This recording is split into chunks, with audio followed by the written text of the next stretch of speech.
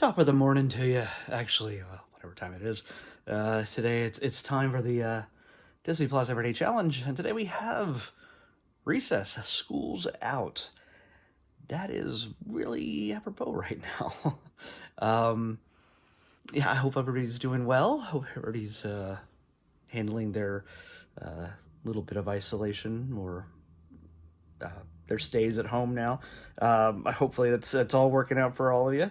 Um, but we always have Disney Plus now, and a couple days ago they added Frozen 2.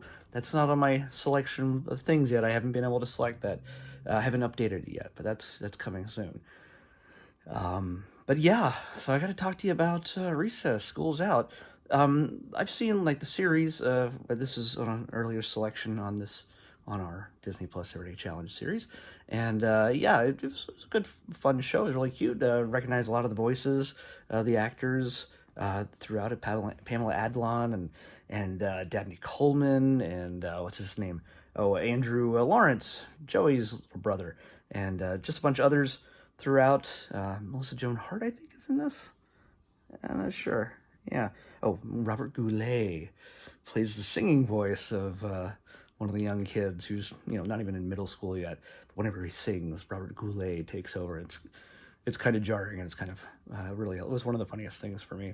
You'll have to stick around to the very end for the credits because "Green Tambourine," I think, is the song that they perform at the very end. Speaking of songs, this I don't know who this is meant for. I mean, obviously for kids, but they stacked the deck with '60s songs in this. There is a bit of a flashback to the '60s with Principal Prickly's like an origin story in a sense. But yeah, the premise here is. Speaking, go back to the songs. Like they, I think they really spent a lot of money on the music here because I think "Born to Be Wild," "Dancing in the Streets," just a ton of like classics. And there's even though this is not a '60s, I don't think. One of the teachers, gets to shout, "Hey, teachers, leave those kids alone." They did a Pink Floyd reference. So yeah, this I think was meant for kids, but to make their parents chuckle if they were stuck watching it with them. I don't know if this was in theaters or not. It's an hour and 27 minutes long. It's from 2001. So yeah, I don't know if it was actually a theater released movie. Maybe it was, but if not, either way, parents might get stuck watching with their kids and find references to their childhood peppered throughout this.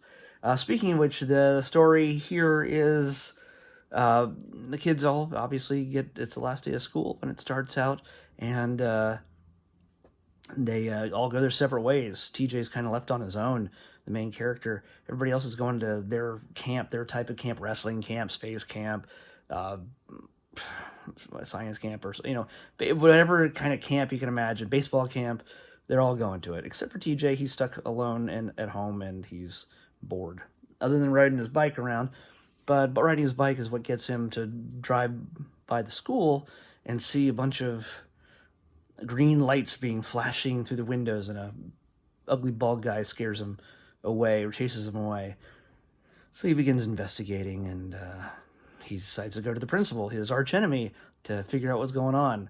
And it all goes downhill from there. But he's able to recruit his friends to see what they can do to get to the bottom of this and see how it goes. I'm not going to tell you anymore. It's actually a really fun little story. It's pretty by the numbers. It's not like you're going to find an innovative story angle on this, and they know that, I think, when they're telling this. So it's kind of fun. And again, when it comes to the animation, it's never gonna. They're not going to break any new ground with this. Although for 2001, the intro and the outro is in 3D in a sense. They sort of move through the town and zero in on the school, and at the end they zoom out from the school and go over the town in a three. This is a two-dimensional cartoon, but if this has elements of a three-dimensional space as it moves through the town. So it was high technology at that time, at least for 2001 for an animated series or movie like this. Yeah, it was a big deal. But yeah, they're not gonna. Overall, the animation is, what it is. It's good, but it's not gonna win any innovative awards or anything. But what you're going for this kind of thing is, if you grew up with this show, you're here for the characters and just for their adventures. And believe it or not, I mean, making a movie about recess, the actual storyline hinges on the existence of recess. They've actually been able to make it into a storyline, that it's more than just, here's a title where the kids get, they get together at recess and get into all sorts of trouble. It's more than that. It's someone's actually attempting to take recess away and go even further than that. But I won't spoil it for you. James Woods, though, is the man behind that, so you'll recognize that voice. Even Homer Simpson shows up in this. Technically, it's Dan Castellaneta. He shows up as a guard, for the bad guys, but you can tell it's Dan doing the voice, and Clancy Brown and Tress MacNeille, and just a ton of other actors you'll recognize from other animated stuff that is either Disney or The Simpsons, and now is one and the same. So it's yeah. You'll recognize a lot of voices in this if you watch a lot of cartoons. If not, then this won't make any sense to you. But yeah, overall, this Recess, it was actually a lot of fun. It was between the music and some of the comedic bits, I was kind of surprised that it wasn't just another run-of-the-mill, oh, look, kids cartoon, we're just going to phone it in. They didn't phone it in. It was actually, I found this more interesting than when I watched the series a couple months ago, or weeks ago. I don't even know how long it's been. It's been a while. We're on our 4th month now here, I think.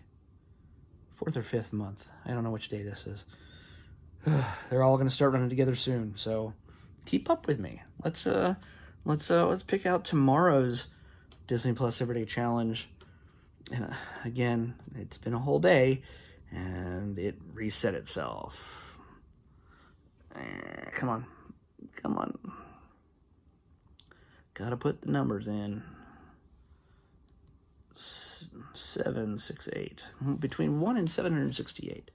Here we go. Let's generate that number. 350. It's a clean number. 350. And this one didn't reset. That's good. Something tells me... No, we didn't have this one. But it's a movie that I have not seen before. I know the name, but I do not recognize it. It is